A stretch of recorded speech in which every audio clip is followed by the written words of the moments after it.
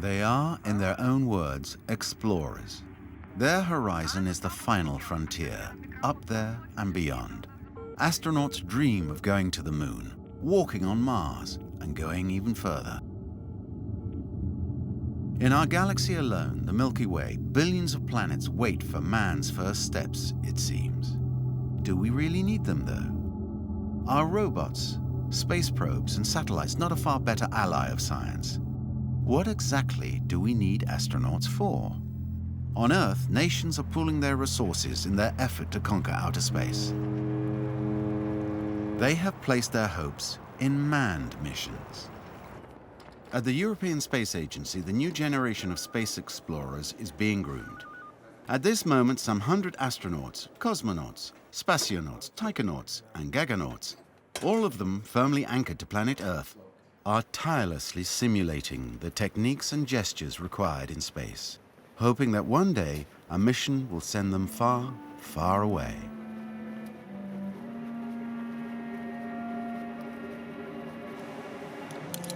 Bon, écoute, vas-y.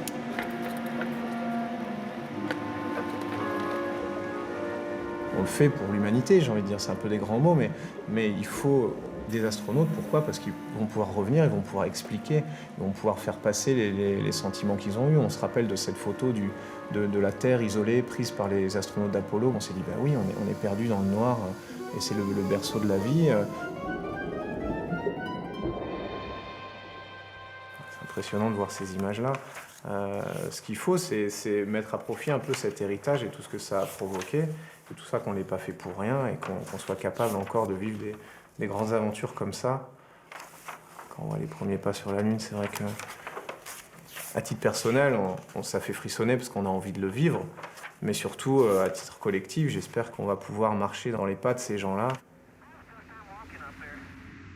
Walking on the moon? The moon. The moon. But we Earthlings have already been on the moon. 400,000 engineers and technicians were mobilized and swept along on the wave of a war economy. Cold War, that is, aimed at the Russians. The lunar adventure ended up in the museum, $170 billion later. A lot of money for a photo. Man did walk on the moon, once. Twice. By the third time, the moon didn't even make it to the front page. By the fourth, it was supplanted by the opening of Disneyland. Then it was Mick Jagger that everyone wanted to read about. And finally, the invention of the Polaroid camera and America's technological genius. The astronaut was practically relegated to the news in brief section. Who now remembers Eugene Cernan, the last man to set foot on the moon in December 1972? I was strolling on the moon one day. In a merry, merry month of December, how May, when much to my surprise. The film, broadcast by NASA, showed a somewhat debonair moon conquest, more like an afternoon stroll. They even played golf. It came across as heroic, certainly, but just a little stilted. On the other hand, this picture of an exhausted Eugene Cernan, looking like a coal miner covered in highly carcinogenic black dust, was not made public at the time.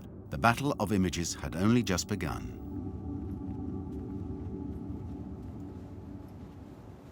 And here he is, 40 years on. The end result leaves a bitter taste. With little at stake scientifically, no budget, and without the support of public opinion, the moon boots have been traded in for comfortable loafers. My name is Eugene Cernan. I'm a former naval aviator, retired captain in the U.S. Navy, and I'm a Gemini and Apollo astronaut, having flown 3 times in space. Gemini 9, went to the moon on Apollo 10, and then went back and commanded Apollo 17, and as such, I was the last man to have left my footprints on the moon. 6 trips, always the same photo. 10 military men and just 1 scientist, a geologist. 385 kilos of moon rock were brought back. The 6 Apollo missions brought about a spectacular increase in our knowledge about the moon. Analysis of these rocks showed that this sterile heavenly body was the result of a cosmic collision. At the very beginning of the solar system, a forming planet, which scientists have called Theia, smashed into Earth. The collision ejected a considerable amount of matter into space, which condensed and settled into an orbit around Earth. The Moon was born. Laser telescopes on Earth focus on mirrors left by the astronauts on the lunar surface, the readings allowing us to study the complex relationship between the planet and its satellite. The Earth and Moon form a unique couple in the solar system. So, was the Apollo adventure a great scientific success? Absolutely. Which is the least one could expect from a program that cost 4 to 5 times the gross national product of a developing country. Time for a great new American enterprise. Time for this nation to take a clearly leading role in space achievement. But how many people are aware that the Soviets obtained almost equivalent results for 1/100th of the cost of the Apollo program? Even moon rocks. The Soviets brought some back by automated means using their probes, an extraordinary technological feat. During the 1970s, the Russians put robots to work, landing safely on the Moon in the Sea of Serenity, the Sea of Fertility, the Sea of Rains, the Sea of Crises, and even the Ocean of Storms. The lunokhod roamed dozens of kilometers through that lunar dust which is so dangerous to man. And it is to man that we must put the question, what remains of that era? I always thought as Apollo 17, not the end, but the beginning of a whole new era in the history of mankind. I truly believe that we would not only go back to the moon, but we would be on our way to Mars by the turn of the century. And I said that publicly back in 1973, which gave me more than a quarter century to be proven wrong. And here we are today, and unfortunately, we are just as far away from going to Mars today as we were 40 years ago. That's very unfortunate. In Cologne, the young heirs of Captain Cernan are pragmatic. Von dem her denke ich, dass es keine Frage ist, ob, sondern das ist eine Frage der Zeit, wann wir auch auf dem Mars landen werden oder auf anderen Planeten. Mars, la Lune, un astéroïde, on va pas faire la fine bouche. Je pense que les bénéfices scientifiques, les retombées scientifiques seront de toute façon positives, sinon on n'irait pas. Et nous, à titre personnel, on sera heureux de voler vers n'importe quelle direction. In the meantime, it's the pool. At 32, Thomas Pesquet is the youngest European astronaut, or to put it another way, the first one to be so young. This is all about firsts. There was the first man in space, Yuri Gagarin. The first man to walk on the moon, Neil Armstrong. There was also the first man to walk in space, Alexei Leonov. The first European in space, Jean-Luc Chrétien. The first French woman, Claudie Eniret. The first Belgian, he's the second, Frank de Win. The first astronaut twins, Mark and Scott Kelly. And even the first astronaut to attempt weightless product placement, Yuri Onufrienko. Back on Earth, our space heroes were first placed on a pedestal and then soon forgotten. How the mighty have fallen. After all those firsts, they may well also become the last. Yet those records stand. If all the astronauts the world over could get together, they'd still share that same enthusiasm. On voit bien qu'on est un peu à l'étroit sur cette planète aujourd'hui, que les ressources de cette planète ne suffisent plus par rapport à toutes aux besoins des humains sur cette planète. Les étapes ultérieures sont encore en discussion. Pour certains, un retour sur la Lune. La décision n'est pas prise de garder cette étape ou de franchir l'étape immédiatement suivante qui serait la mission martienne. À quoi ça sert d'aller sur Mars, au sens si on veut que ça serve à quelque chose, c'est d'une part faire de la planétologie comparée, pourquoi Mars est devenue froide et pourquoi elle a perdu son atmosphère. Donc c'est peut-être le destin de la Terre à très long terme. C'est un challenge au niveau technologique, c'est extrêmement compliqué. La mission est très complexe, il faut amener des vivres, de l'oxygène, de l'eau, de la nourriture pendant une période qui va durer 1 an et demi. C'est très compliqué au niveau psychologique, c'est une mission très complexe. Et l'être humain a besoin d'une mission complexe à réaliser qui aille dans la 3e dimension. A trip to Mars? After 3 weeks, Earth and Moon would be nothing but 2 tiny dots. and then they would disappear altogether from the sight of the astronauts. Then for months on end they would be imprisoned in their spaceship, the sun their only point of reference in the surrounding blackness, since its light would obscure that of any stars. Heading into the infinite void, yet seemingly motionless in that suffocating confinement, the astronauts would have only an indistinct radio link with Earth, and this would soon be operating with a 20-minute lag. What would they do with their time for all these months? A lot of exercise. In weightless conditions, muscles quickly start to waste away. In space, sport is the cure, and soon becomes an obsession. And if, during this long trip through the void, you start to lose your mind, you can't just turn round and head quickly home. For while the moon orbits calmly around the Earth at a steady distance of only about 380,000 kilometers, Mars is somewhat more complicated. Like Earth, Mars orbits around the Sun, but its distance from Earth varies from 56 to 400 million kilometers. It's far from being a regular orbit. You'd have to be extremely sure of your aim.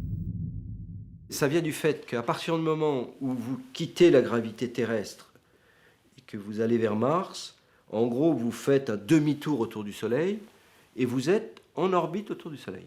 S'il y a un problème grave, il faut faire un tour complet autour du Soleil avant de retrouver la Terre. C'est un problème d'énergie. Walking on planet Mars. It's something they're practicing on the outskirts of Moscow. A rehearsal is underway. 520 days of confinement in order, and I quote, to evaluate the psychological and behavioral effects produced by long-term isolation. Nearly 6,000 men and women applied to take part. Of these, 6 male engineers and doctors were finally selected to share in this confinement, en route to planet Mars. Experts work in shifts, analyzing the men's behavior around the clock. Взаимоотношения внутри команды у них хорошие. У нас нет одной, двух или трех групп. У нас есть реально целая команда, единая команда, сплоченная команда, несмотря на то, что у нас есть француз, есть итальянец, есть россияне и представитель Китая, они работают как один коллектив, как одна команда. J'ai assisté à des congrès où on a regardé comment constituer le groupe. Alors, il y en a qui ont dit mixité ouverte, c'est-à-dire des couples non constitués, puis on laisse les choses s'établir, etc. J'ai vu des gens présenter des exemples. On peut tout imaginer. Mais je vous avoue que justement sur ce domaine-là de la mixité à bord de cet équipage, on n'a pas de règles. Et là, on aimerait qu'on nous donne des recommandations sur un peu des expériences et des choses qui ont été vécues. Is there really any need to wait for answers to these questions? In any case, the experts of Operation Mars 500 soon established that the 6 boys involved showed an infinite resourcefulness for surviving in that confined space.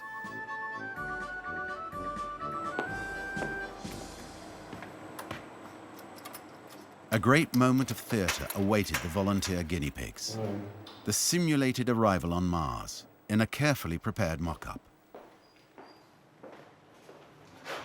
После полета к Марсу, который продолжался 250 дней, наши испытатели поднялись в это помещение, это шлюзовая, где находились скафандры. Затем они совершали несколько выходов на поверхность Марса, выполняли там определенные работы. Research?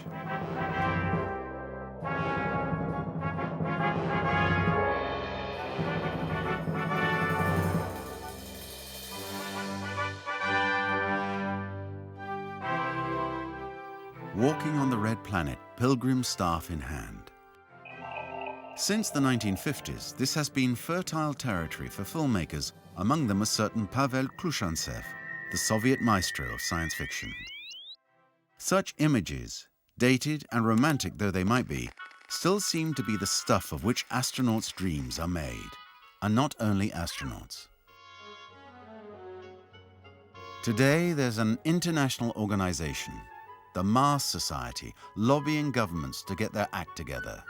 There are branches in over 50 countries and over 4,000 members, all of them space mad. We're still stuck on Earth, though.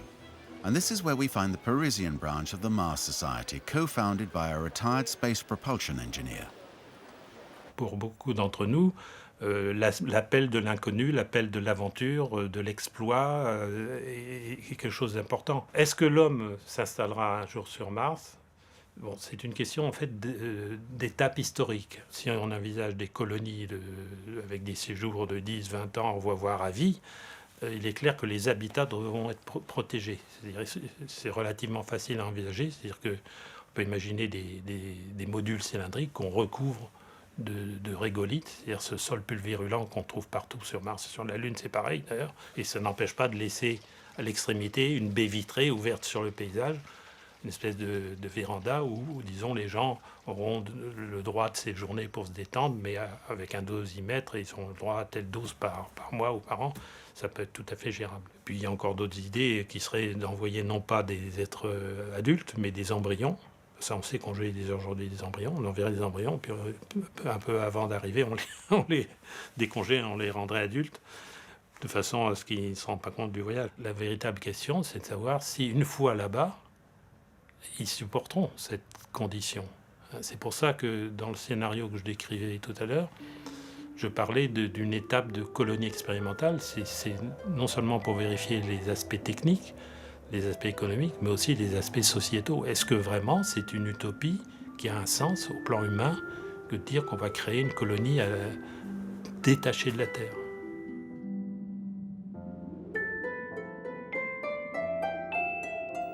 The Martian apprenticeship would be a tough one. Quand on regarde Mars, ce qu'on sait, c'est qu'il n'y a pas de magnétosphère autour de Mars. Donc nous, si on voulait coloniser Mars, il faudrait commencer par se protéger de ces radiations. Donc il faudrait créer une magnétosphère. Alors ça, je ne sais pas trop comment on fait, mais enfin, il faudrait certainement construire plusieurs centrales nucléaires déjà sur Mars pour pouvoir avoir un champ magnétique suffisant pour se protéger. On se dit la Terre est plus vivable, donc on va aller habiter Mars, qui est encore moins vivable que la Terre aujourd'hui, et que pour rendre habitable, il faudrait transformer bien plus, qu'il nous faudrait faire d'efforts pour rendre notre propre Terre habitable. Donc on dévierait des ressources qui sont essentielles aujourd'hui pour sauvegarder notre chance de survie sur Terre, vers une planète dont on n'est même pas sûr qu'on pourrait rester dessus. In Moscow, the Martian colony is preparing to land back on Earth. Back home once again, the crew congratulates itself on carrying out a problem-free journey. C'est sous les applaudissements des officiels et les cris de joie de leurs familles que le Français Romain Charles et ses 5 coéquipiers ont quitté ce matin leur faux vaisseau spatial. Of course, each one of them knew that if there had been any problem, he could have simply walked straight out of this Muscovite hangar. The fiction of man's triumphant return from space. In reality, when astronauts return from a spell of weightlessness, they're in far worse shape.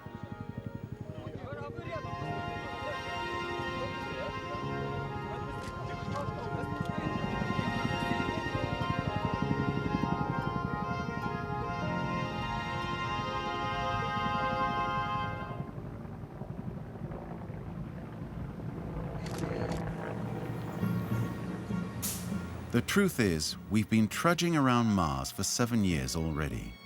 And this young woman is the living embodiment of humanity's first virtual steps on the Red Planet. Every morning, Tara Estlin turns up at the Jet Propulsion Laboratory and makes her way to her little office and discovers the images sent by the Mars exploration rover Opportunity during the night. This is Mars, right here, right now, offered up for human beings to pore over.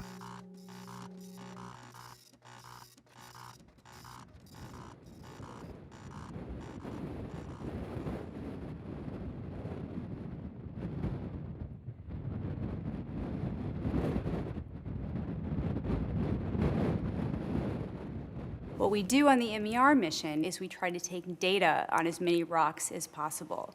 We have a number of instruments to do that. We can take images, we can take what's called spectrometer data, We can drive up to a rock and place instruments on top of it to really determine details about its mineralogy, and then we bring all that data back to Earth.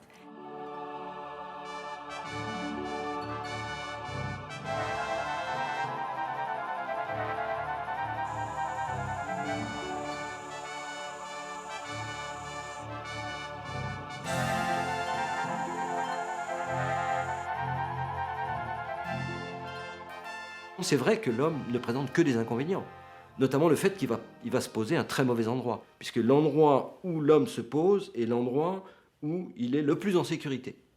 Et c'est évidemment pas l'endroit où les scientifiques veulent aller. Les scientifiques veulent aller sur des argiles aujourd'hui. Mais rien ne nous dit que les argiles sont sécurisées. En termes de, il y a le problème du vent, il y a le problème de l'altitude. The rovers can accomplish a lot that the scientists want to do. They can go to very different areas. They can take a number of different measurements, very similar to what a scientist would do in the field. So we've definitely shown it's a successful way to explore the surface of Mars.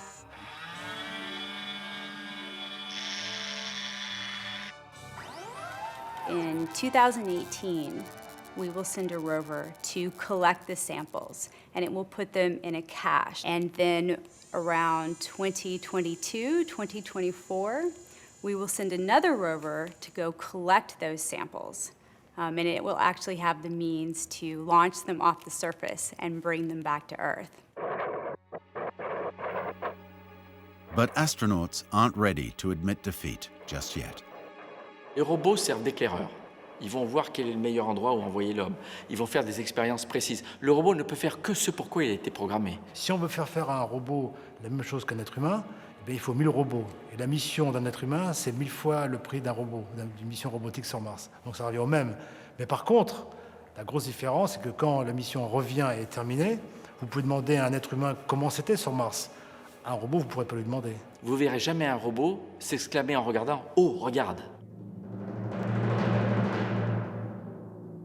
La différence entre les capacités robotiques et les capacités humaines ne peut pas manquer de s'accroître dans les décennies qui viennent pour des raisons évidentes qui concernent les grandes tendances de l'évolution technique.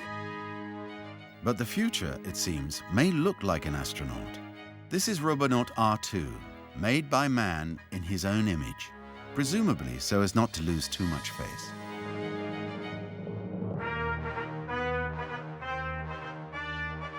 The robot is hot on the astronaut's heels. How can we put human beings back at the center of the universe? Astronauts occupy an imaginary realm, somewhere between us Earthlings and the sky. But they're terribly lonely individuals who must try and explain to others the strange, not really human thing they do, traveling through infinite space. The first European in space, Jean-Luc Chrétien, does this via a series of conferences held throughout the length and breadth of France.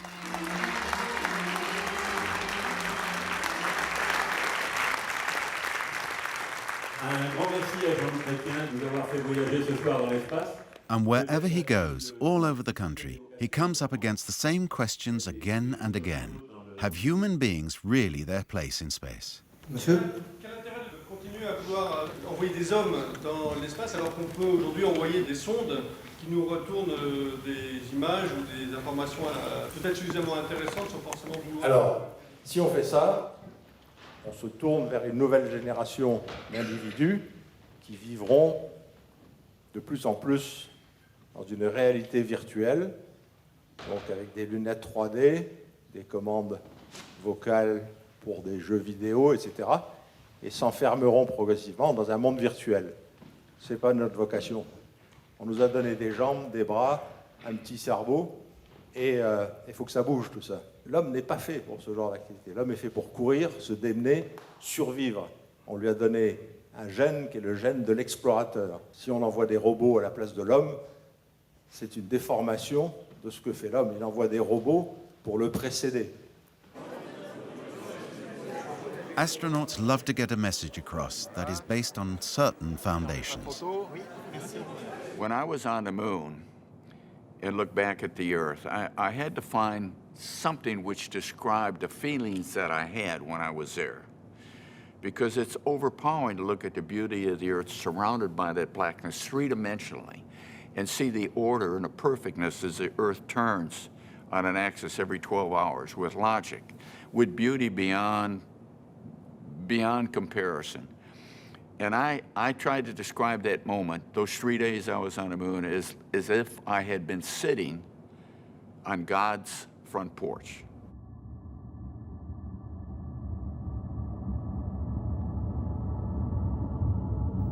At that same moment, but in another time altogether, some 17 billion kilometers from Houston, Cologne, or Moscow, the space probe Voyager continues a journey begun 35 years ago.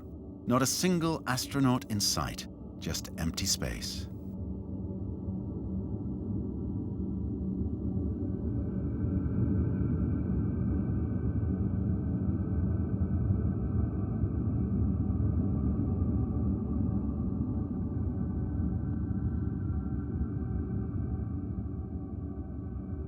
The probe is constantly sending data back to Earth and is now preparing to leave the solar system.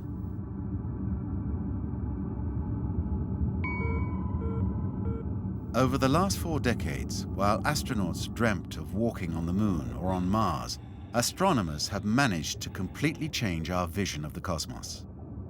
All the planets in the solar system, and even their dozens of satellites, have already been visited by space probes and observed by telescopes.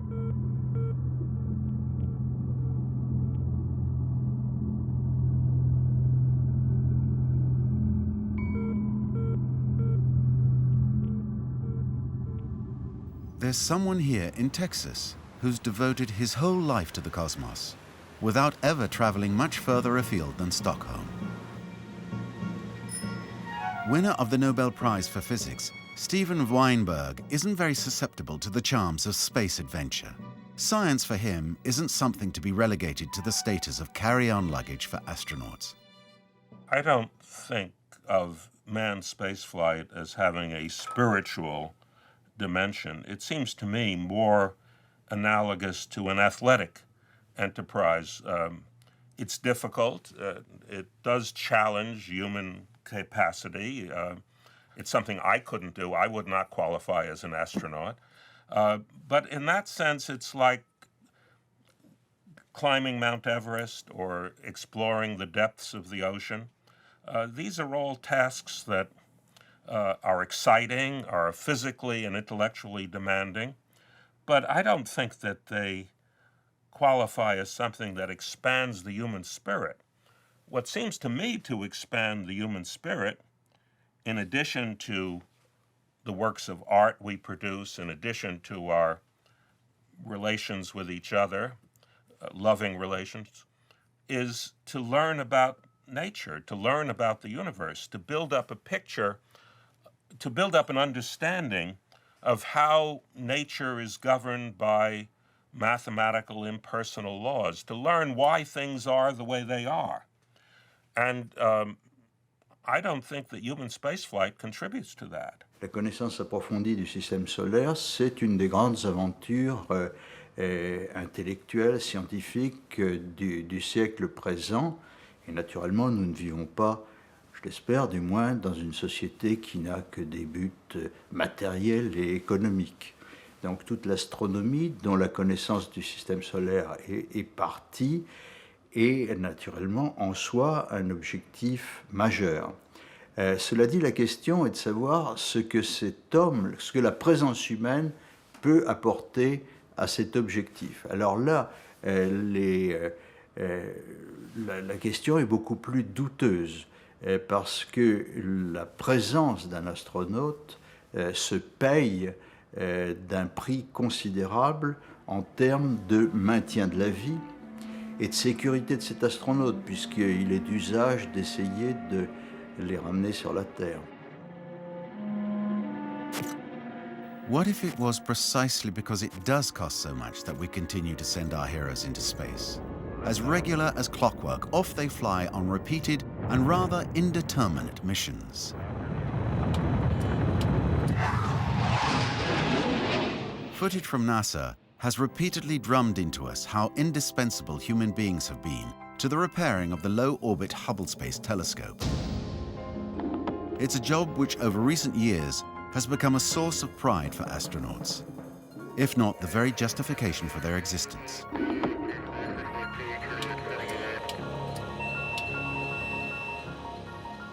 Yet Hubble is a sort of UFO in the history of space conquest. No other telescope, either before or after Hubble, was ever designed to be repaired in orbit.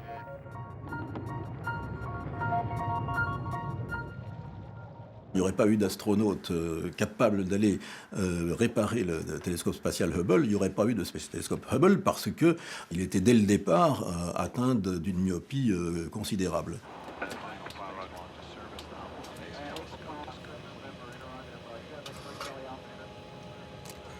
Lorsque on admire l'opération consistant à réparer Hubble en orbite, ce qui est certainement un exploit technique extraordinaire, on oublie de dire l'autre approche qui aurait consisté à construire plusieurs satellites Hubble et en lancer un deuxième lorsque le premier serait arrivé en fin de vie. Et je crois que le coût final de Hubble atteint les 13 milliards. Si vous incluez tous les coûts de navette, de réparation, on arrive à des chiffres absolument faramineux. There have been great advances in science due to the space program. We have sent observatories above the Earth's atmosphere where they have discovered not only new stars and new galaxies, but they've learned, for example, that the expansion of the universe is speeding up.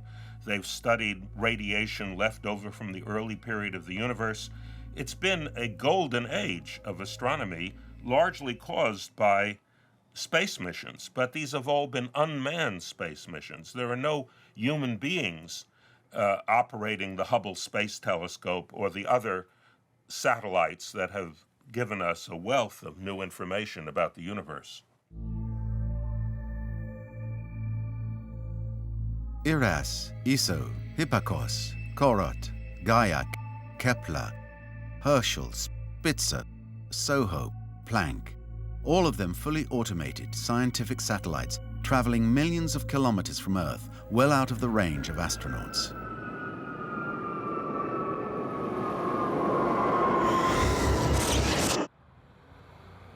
And the inevitable happened. In Houston, it felt like the end of an era. The American president made a historical speech which everyone knew was unavoidable. Thank you, everybody. Thank you. Thank you.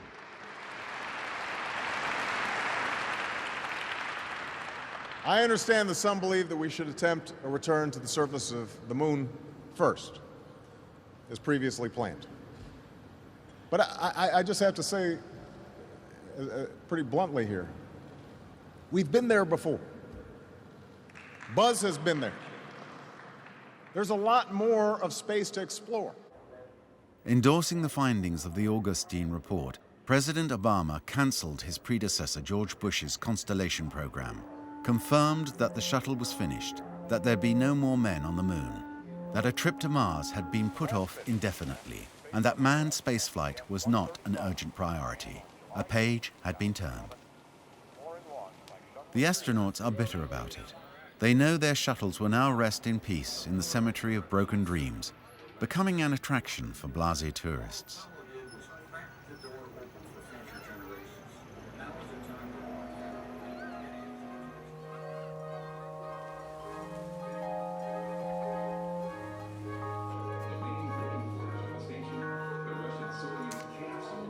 I was very disappointed with the end of the Constellation program, particularly because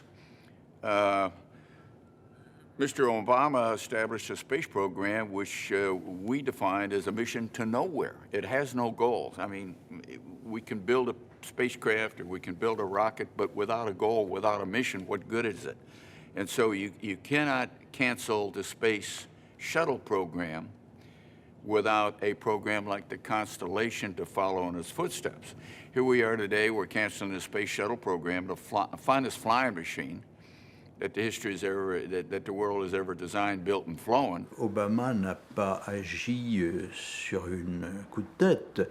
il a commandé un rapport majeur, qui est le rapport Augustine, et si vous lisez le rapport Augustine, vous verrez qu'une des premières phrases consiste à dire, en gros,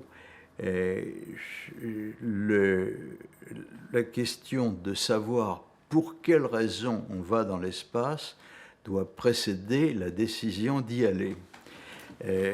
C'est un peu l'inverse de ce qu'on a fait jusqu'à présent. On va aller sur la Lune, après on verra ce qu'on peut en faire. Next stop, a Washington suburb, home of Norman Augustine, author of the report that's been so disparaged by some. Americans are now going to be flying from Baikonur for the next few years, and many people are distressed that we won't have our own way to put astronauts in orbit for a period of time. I think it'll probably be 6-7 years. NASA believes it'll be a shorter time. I hope they're right. Probably the greatest opposition to stopping the shuttle program has come from areas where there were either contractors or NASA centers that are deeply involved in the program. And that comes as no surprise. I mean, these are a very dedicated group of people. They're expert at launching shuttles, and they've done a great job overall, so I can understand their feelings. I candidly say I'm a space buff. I'm an aeronautical engineer. I love this. But I'm also pragmatic enough to know that we can't do everything, and we have to make choices. This was a very hard choice, and there are those who believe we made the wrong choice. It was really the president's choice, not ours. We just offered options. But the president's choice, I think, is a reasonable one, given the circumstances in which our country finds itself. Mankind's destiny in space is being played out right here on Earth. It's an extremely political issue. At stake are thousands of jobs, the survival of entire towns, and a great deal of national pride. The various lobbies are having a field day.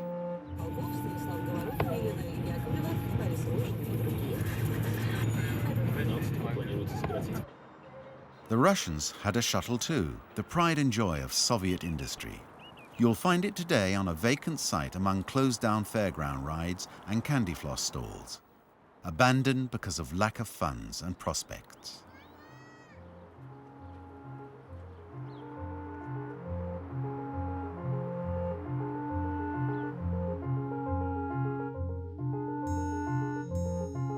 So what's left of man's great space adventure?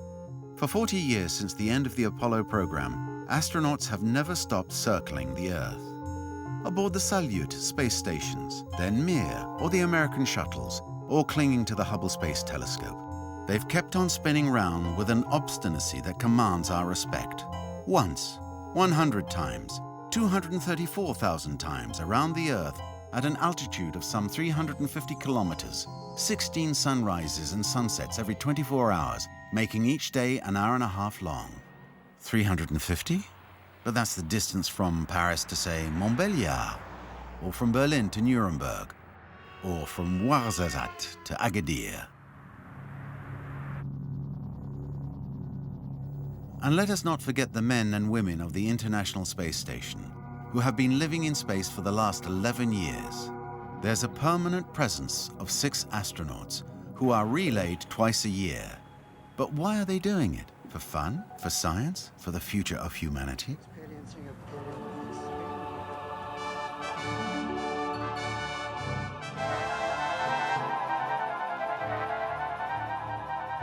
Que fait l'astronaute dans son habitacle? Il passe beaucoup de temps, on le voit régulièrement sur les rapports des activités qui se déroulent sur la station spatiale, à assurer sa survie, à réparer les systèmes qui ne fonctionnent pas, les panneaux solaires qui sont déficients, donc qui limitent la consommation d'énergie à bord, les toilettes qui ne fonctionnent pas, et ça c'est vraiment très embêtant. Il passe son temps à regarder la Terre, ce qui est intéressant. C'est-à-dire que cette évasion vers l'espace, elle ramène toujours son regard vers sa planète. Tous les astronautes qui vont dans l'espace ont envie d'y retourner parce que c'est quelque chose de magique. Vivre le corps en apesanteur, écouter Mozart, regarder la Terre. Я согласен. Вопрос, что цена, ты тратишь здоровье. Но я могу сказать, что не каждому дано посмотреть на земной шарик.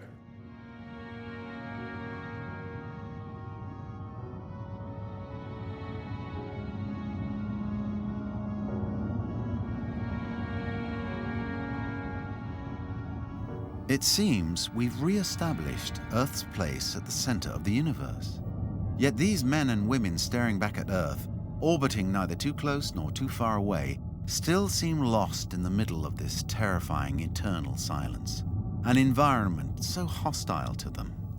Aux États-Unis, l'homme dans l'espace, c'est stratégique. La NASA, la Maison-Blanche, estime que l'Homo americanus doit être dans l'espace, tout le temps. Pas forcément en permanence, mais en gros tout le temps.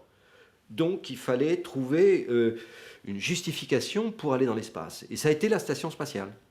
On va fabriquer une énorme station spatiale avec des modules, des laboratoires de recherche, et c'est ce qui existe actuellement. Ça a été un peu calamiteux, ça a été un peu long, il y a eu des problèmes. Les Américains, évidemment, justifient leur station en disant qu'on fait des choses indispensables. Je dirais qu'il y a un autre point de vue qui est de dire on aurait pu faire tout ça avec un laboratoire en microgravité, c'est-à-dire en orbite automatique. But, well, rather than an automated laboratory, we prefer to send up human specimens in their prime, delighted to be out there. When an astronaut returns from the International Space Station, there's no sign of discouragement or worry, just the immense pleasure of having made the round trip. My name is Greg Shamatoff, and I just came back from the STS-134 mission, which was a space shuttle mission to the space station. One of our main things was delivering the alpha magnetic spectrometer. We had 4 spacewalks. I did a couple of the spacewalks. We did a lot of robotics. And we just came back a few weeks ago after a very spectacular, successful mission. And I got to be on the last spacewalk, of the last shuttle flight to do a space station construction mission. So that was absolutely spectacular to do that and to see from outside the whole space station that, we all together, 15 countries have built. It's phenomenal to see that. A long time to say those words to you. One of the main functions of the space station is to provide an orbital platform on which to carry out experiments on the behavior of various materials in microgravity. Do oil and water separate in the same way as they do on Earth? Do crystals form with the same structures and at the same sizes in space? Answers to such questions make the trip worthwhile. On a un laboratoire en orbite, la Station spatiale internationale, qui nous permet de comprendre des mécanismes très fondamentaux. L'orbite basse, on se trouve avec une vitesse de satellisation de 28 000 km/h, on annule pratiquement complètement la force d'attraction terrestre et on est en ce qu'on appelle microgravité, c'est-à-dire presque plus l'effet du facteur gravité sur le corps humain, sur les organismes vivants, sur les fluides, sur les alliages de matériaux. Et ça, c'est un laboratoire qu'on ne peut pas reproduire au sol. Le problème, c'est que tout ça, ça oscille. La station spatiale a tendance à vibrer. Il y a des vibrations basse fréquence, mais il y a aussi des tas de ventilateurs qui tournent. Donc les astronautes sont des éléments perturbateurs en termes de microgravité. Bon, alors après, en plus, le problème, c'est que dans les expériences de microgravité, à l'époque, on pensait qu'on allait révolutionner des choses et intéresser l'industrie. Souvenez-vous, il y avait tout un débat post-Apollo où la microgravité allait être le nouvel Eldorado du spatial. Sous-entendu, les industriels vont investir sur fonds propres parce qu'ils fabriqueront des matériaux. On pensait à la pharmacologie, la médecine, on pensait à des matériaux pour l'électronique qu'on ne pourrait fabriquer qu'en gravité nulle. Et on s'est vite rendu compte que la théorie ne répondait pas à la pratique. Et en particulier, je me souviens d'une expérience où on purifiait des protéines par électrophorèse. Et on arrivait donc à une pureté de 99,8%, je crois. Et le jour où l'expérience a volé, le scientifique nous a dit, vous savez, à l'heure actuelle, on arrive à faire 99,999% au sol.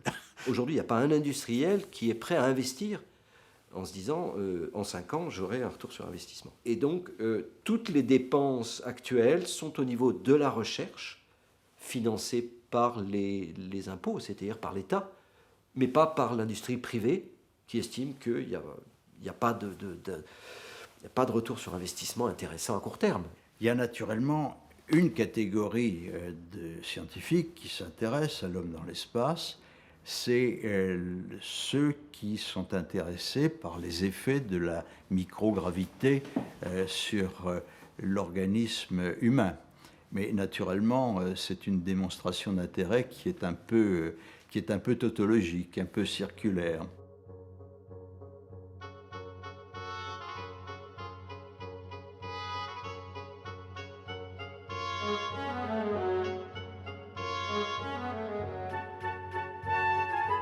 The joys of floating weightlessly in space, not too far from Earth, have been made available to a fortunate few at the cost of only a few million, as the strapped-for-cash governments put the space station to work, raising funds.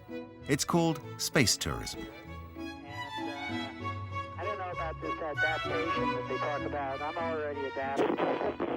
C'est quelque chose d'abject, vraiment d'infect, parce qu'on fait voler des individus extrêmement riches pour un prix modeste par rapport à ce que coûte le système, avec de l'argent des taxpayers. Parce que 20 millions de dollars, naturellement, c'est une somme importante pour vous et moi, mais pour ces gens-là, c'est peu de choses. Donc on prend les individus les plus riches et on les fait voler, je ne dirais pas à l'œil, mais presque, on finance leur vol avec de l'argent public. Ça me paraît totalement inacceptable.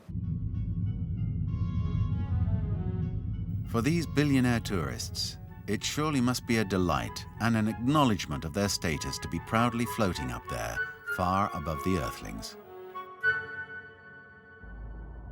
Chacun un peu dans la tête l'idée de dépasser son berceau habituel qui est celui de la Terre. Comme le disait Tsiolkovsky, l'homme est amené à sortir de son berceau. Вот Теilhard de Chardin об этом писал, что мы выйдем в космос, так же, как в свое время жизнь вышла из океана. Moi, j'aime bien reprendre la phrase du capitaine Kirk dans Star Trek, « Our mission to boldly go where no man has gone before ». On va là où on n'est jamais allé pour apprendre, pour voir ce qu'il y a et augmenter le savoir.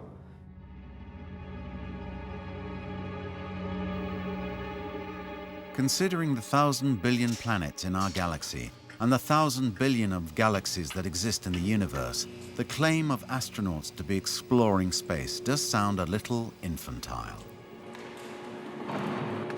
For the last few decades, it's been astronomers, not astronauts, who have revolutionized the image we have of the cosmos.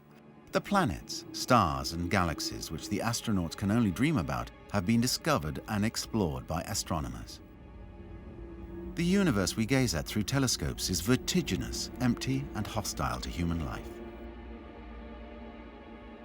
Yet it seems that it's astronauts' dreams, not scientists' ideas, which continue to hold the world in thrall. Mankind in space is both an ideology and an industry. The military-industrial complex is waiting to reap the benefit. The city of stars to the northeast of Moscow is still alive and kicking despite the vicissitudes of history. It's a state within a state, with its own town hall, its own schools, and even some new buildings. The final frontier is not so far away. The Yuri Gagarin Cosmonauts Training Center has been thriving since the 1960s, and this entire town isn't about to disappear overnight. Не знаю даже. Ну, вот мне здесь понравилось, потому что здесь более прогноз на дисциплину. Ну, хотя бы хочу увидеть космос, может быть, пойти по стопам дедушки. The party today is to celebrate the return to Earth of Scott Kelly, without his twin brother, and 2 Russian comrades from the International Space Station. Ironically, now that the Americans have no shuttles, they have no choice but to come back to Earth every time in Russia.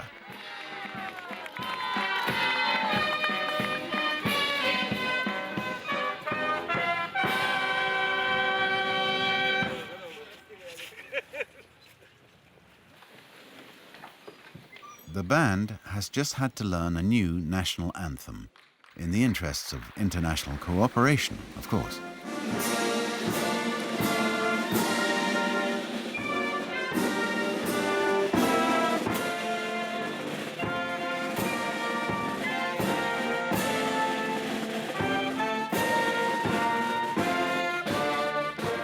Como decíamos anteriormente, esta misión estuvo integrada también por el astronauta norteamericano Scott. Astronauts remain at the heart of the system.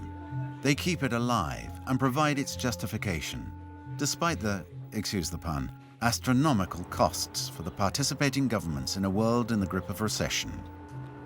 They are keeping alive an era of drama, heroes and founding myths, such as that of Yuri Gagarin, whose anniversary it is. 50 years ago, he was the first man in space. His colleagues gather at the Kremlin for the celebrations. They're already covered in medals. In this job, it's hard not to be.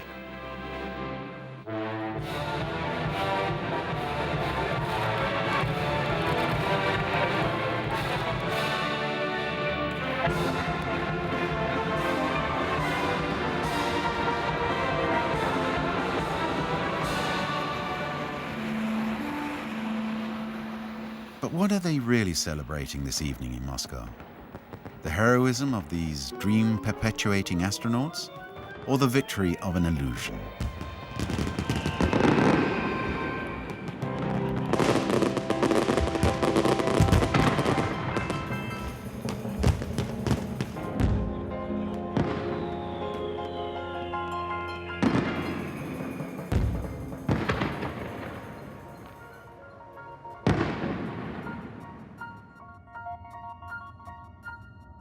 The bottom line is that real travel through the cosmos is probably impossible.